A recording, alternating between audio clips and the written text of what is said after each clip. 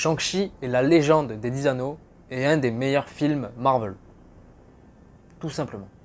Waouh, j'ai tellement de vidéos de prévues en ce moment. Une vidéo sur les Éternels, une vidéo sur la série Hawkeye, pourquoi c'est une série qui me hype énormément.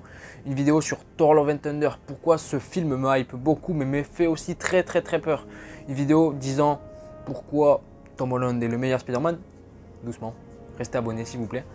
Une vidéo aussi sur l'équipe des Midnight Suns qui pourrait arriver dans le futur de MCU. Bref. Abonne-toi, ce serait cool. Bon, à la fin de ma première séance de Shang-Chi, parce que je l'ai vu 2 fois, à la fin de ma première séance, j'étais tranquillement assis sur mon siège en train de contempler le magnifique générique de fin, qui est très beau, j'ai beaucoup aimé. Et j'étais en train de me refaire le film dans ma tête et me dire à quel point c'était vraiment un truc de fou en termes de chorégraphie de combat, en termes de réalisation et de direction artistique, c'est incroyable, en termes de musique, c'est époustouflant, en termes d'histoire, de personnages, Wen-Wu, le mandarin, un des meilleurs méchants du Marvel Cinematic Universe.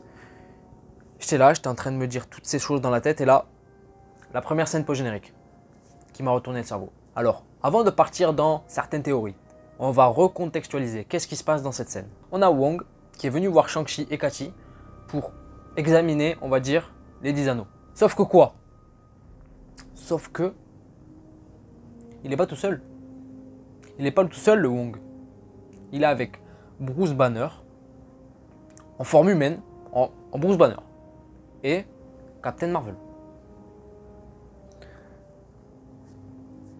Qui a vu ça venir? Qui? Et lors de cette scène, justement, avec Wong, Banner, Captain Marvel, ils sont en train d'examiner les 10 anneaux et en train de se demander qu'est-ce que c'est, d'où viennent-ils, etc. Et c'est vrai que durant le film, je m'étais dit ça juste après mon premier visionnage du film. Je m'étais dit, on n'a pas les origines en fait des 10 anneaux, on ne sait pas réellement d'où ils viennent, quels sont leurs pouvoirs, etc.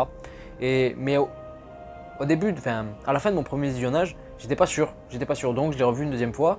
Et c'est vrai que non, finalement, on n'a aucune explication de ce que sont en fait, de manière authentique et originelle, je ne sais pas si ça se dit, mais vous avez compris, on ne sait pas d'où viennent les 10 anneaux. On ne sait pas comment Wen-Wu a pu les récupérer autrefois. Enfin, on ne sait rien.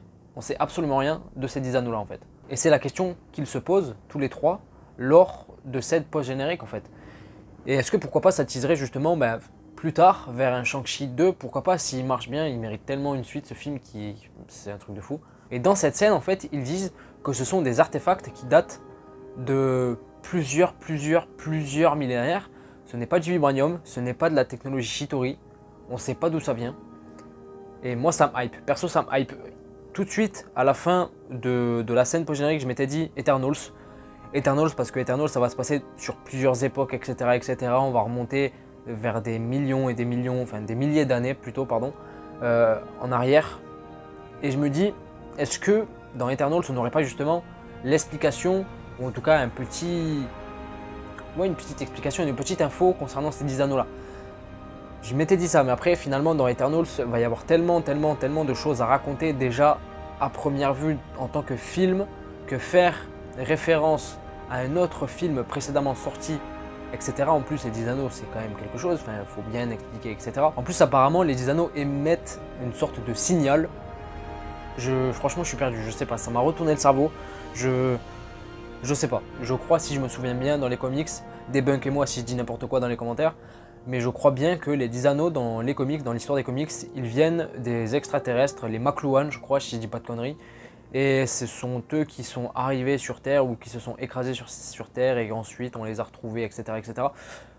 Je sais pas où on va partir en termes d'origine par rapport à ces 10 anneaux là, mais moi en tout cas ça m'intéresse énormément. Après avoir vu ce qu'ils en ont fait, on va dire avec le film Shang-Chi, moi je suis tout ouillé, vraiment. D'ailleurs dites-moi dans les commentaires si vous êtes satisfait du traitement des 10 anneaux, de la différence. C'est vrai que c'est différent des 10 anneaux des comics avec les fameuses bagues, etc. qui ont chaque anneau un pouvoir spécifique, etc. Comme dans la série d'animation aussi Iron Man Armored Adventures. C'est comme ça que j'ai découvert un peu plus amplement le mandarin, les 10 anneaux, etc. Et c'est vrai que c'est assez différent.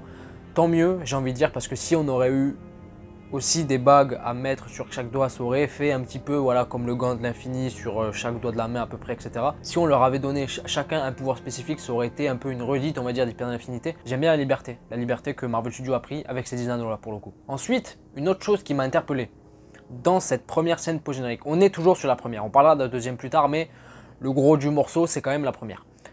La deuxième chose qui m'a interpellé dans cette scène post-générique, c'est Bruce Banner. Bruce Banner en forme humaine, en forme Banner, Bruce. On l'avait laissé dans Avengers Endgame en Professeur Hulk, la parfaite fusion entre Hulk et Banner. Et moi, personnellement, je pensais que c'était définitif, qu'il ne pouvait plus se transformer en Hulk véritablement et qu'il ne pouvait plus se retransformer ou redevenir le Bruce Banner humain tel qu'on le connaît. Et finalement, si en plus il a une sorte de... C'est pas un plâtre, mais c'est une espèce d'attelle ou de soutien pour son bras, en référence à Endgame, au fait qu'il est claqué des doigts et que ça a cramé tout son bras. Je sais pas, enfin... Hulk, c'est pas fini quoi. Hulk, c'est pas fini. On va encore avoir du traitement de personnage, j'ai l'impression, par rapport à Hulk. On le sait, il est de retour dans la série She-Hulk qui doit arriver début 2022 normalement. J'ai très hâte aussi de cette série, on en parlera très très vite. Mais là, je dois avouer que je suis perdu. Et puis Captain Marvel, j'ai pas grand chose à dire concernant Captain Marvel. Elle a juste retrouvé ses cheveux longs un petit peu, coupe au carré. Ça c'est cool, je la trouve mieux comme ça que cheveux courts perso. Et là, une deuxième théorie. Vous me dites si vous êtes d'accord avec moi ou pas. On verra, mais j'ai pensé éventuellement à la théorie des Skrulls. En fait, Bruce Banner et Carol Danvers, Captain Marvel, dans cette scène-là, ce serait pourquoi pas des Skrulls. Je sais, ça paraît what the fuck en disant mais pourquoi faire, ce serait des Skrulls, etc. Je sais pas, peut-être que justement, ce sont des Skrulls et les Skrulls c'est des extraterrestres, etc. Et eux connaissent un petit peu les 10 anneaux et sont intéressés par ces artefacts-là. Et cela joue un petit peu innocent vis-à-vis de tout ça, en prenant la forme de héros qu'on connaît, des humains qu'on connaît, pourquoi pas ensuite, par la suite justement, s'emparer des 10 anneaux. On sait que les 10 anneaux, enfin, je ne savais pas avant de voir la scène post-générique, mais ce serait bien finalement que les 10 anneaux soient vraiment des artefacts assez importants pour la suite, pas non plus exceptionnels, on va pas être sur les pierres d'infinité, on va pas se le cacher, mais ça peut être intéressant. Et est-ce que justement, de par le fait que ce serait éventuellement des Skrulls lors de cette scène-là, je parle de Bruce Banner et de Captain Marvel, est-ce que cela ne teaserait pas en fait Secret Invasion? Est-ce que Secret Invasion ne va pas commencer petit à petit à se manifester petit à petit dans certains films, certaines scènes? Et est-ce que ça ne commencerait pas maintenant? Je sais pas, j'ai mis une théorie. Là, comme ça, d'un coup, on est là pour théoriser, on est là pour se faire plaisir. Dites-moi dans les commentaires si vous êtes d'accord ou pas. Je sais pas, de toute manière, il faudra un jour ou l'autre nous teaser Secret Invasion d'une manière ou d'une autre.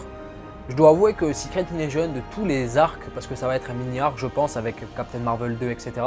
Mais je dois avouer que de tous les mini-arcs qui ont l'air de se dessiner pour la suite du MCU, l'arc Secret Invasion, Skrull, etc. c'est sans doute l'arc qui me hype le moins pour l'instant. J'attends la série avec impatience, vraiment, la série avec Nick Fury, etc. Mais c'est vrai que de tous les petits arcs qui vont se créer par la suite ou qui ont l'air de se dessiner pour la suite, c'est celui qui me hype le moins. J'espère que je ne suis pas le seul. Et puis lors de cette scène post-crédit, j'ai beaucoup aimé aussi le fait que Wong prévienne Shang-Chi et Katy sur le fait que maintenant ils font partie de quelque chose d'énorme et qu'ils ne pourront plus faire machine arrière. En gros, voilà, Shang-Chi, surtout Shang-Chi, hein, Katy, bon, on l'aime bien, elle est cool dans le film, je l'ai beaucoup aimé d'ailleurs, mais bon, voilà, elle n'a pas de super pouvoir, etc. Shang-Chi, là, c'est le nouveau gars sûr. Voilà, ils font partie de quelque chose d'énorme et j'ai très hâte. J'ai très hâte de le voir par la suite, rencontrer les autres héros, que ce soit Doctor Strange, Sam Wilson en Captain America, Captain Marvel aussi, un peu plus en détail. J'ai très hâte. Franchement, Shang-Chi, c'est une totale réussite dans ce film et je suis fan, déjà. Ensuite, on passe à la deuxième scène post-crédit. Ce sera beaucoup plus court. La deuxième scène post-crédit, c'est quoi? C'est Xialing, la sœur de Shang-Chi. Gros coup de cœur d'ailleurs, ce personnage-là dans le film, je l'ai beaucoup aimé. On a Xialing qui reprend les rênes de l'organisation des 10 anneaux. Voilà, là on parle de l'organisation. Dans la première, on parlait des artefacts. Là, on parle de l'organisation. Là où justement Shang-Chi pensait que sa sœur allait démanteler ce qui restait de cette organisation, l'organisation de son père, finalement non, elle prend le lead, elle prend les rênes. Et j'avoue que c'est pas illogique parce que rappelez-vous dans le film un peu plus tôt, au tout début, quand on la voit, quand on la découvre, elle dirige, on va dire, une sorte de truc bizarre avec des combats clandestins, etc. Après, il reste à savoir si elle fait ça pour des ambitions, enfin à des fins positives ou négatives. On verra. Mais moi, pour le coup, je verrais bien, attention, ce n'est que spéculation, je verrais bien un programme Les 10 Anneaux. les 10 anneaux, je sais pas, une série, un film, plus une série pour le coup quand même, avec pourquoi pas Xia Ling en tête d'affiche, pour nous expliquer un petit peu ses affaires, comment elle va maîtriser, on va dire, cette organisation, ce qu'elle va faire aussi, ce qu'elle a dans la tête concrètement, etc. etc. C'est incroyable, c'est incroyable. Le film était déjà dingue tel quel, sans les scènes post-crédit, mais là tu me rajoutes ces deux scènes, notamment la première qui est assez ouf, franchement ça tease des trucs de ouf, et c'est là où en fait j'ai un sentiment assez bizarre. J'ai un sentiment à la fois de hype, parce que évidemment je sens que ça tease quelque chose d'incroyable, donc à ce niveau là je suis hype, mais je sais pas ce que ça tease concrètement en fait, et c'est là où vient une certaine frustration. Le mélange des deux fait que je suis finalement ultra hype et que j'ai hâte de voir la suite. C'est assez stimulant en fait, c'est assez stimulant et je dois avouer que ça faisait longtemps que j'avais pas autant été hypé par une scène post-crédit, vraiment. Je parle de la première, hein. La deuxième est cool mais on va pas se le cacher, la première est beaucoup plus cool, on va pas, voilà, disons la vérité. Mais ouais, ça faisait très longtemps que j'avais pas autant kiffé une scène post-crédit, vraiment, depuis longtemps. Voilà, c'est tout pour cette vidéo, j'espère que ça t'a plu. Dis-moi dans les commentaires si tu es d'accord avec moi sur certains points, fais-moi part de tes théories, etc. Qu'on en parle dans les commentaires, qu'on soit chill. Mettez-vous bien. N'hésite surtout pas à t'abonner si tu ne veux rien rater de ce qui va arriver par la suite sur la chaîne, puisque là, on rentre dans la fin d'année et la fin d'année va être chargée. On va pas se le cacher. Bref, abonne-toi si tu veux rien rater. Et puis, voilà, c'était Zino. Je te dis à la prochaine.